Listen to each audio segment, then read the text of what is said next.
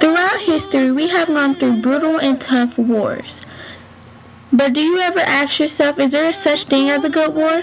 With all the fighting and animosity towards each other, is there really a good war? To me, no. Pearl Harbor was attacked on December 7, 1941.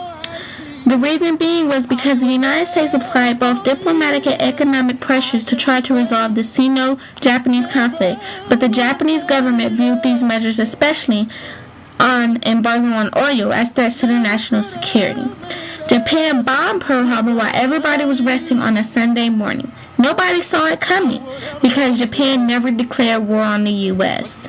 The U.S. didn't want to go to war, but Pearl Harbor led to war, but it wasn't a good war. The Pacific War occurred in 1941 against the Japanese.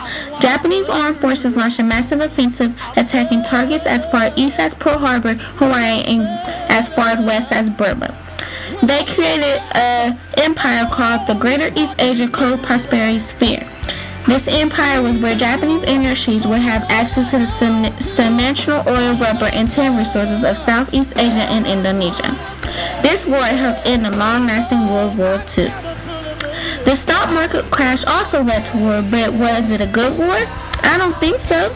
The stock market crashed because of big industries that were in trouble financially, which means it's still in the oil, and people were making bad decisions hoping to fulfill their dreams. But before the war even started, there were many countries' government were being taken over by dictators.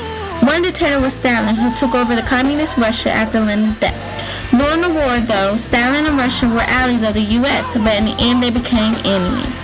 Then you have Hitler, who had declared war on Russia and the U.S., but the war didn't work out in his favor, so he decided to kill a whole lot of Jews, known as the Holocaust.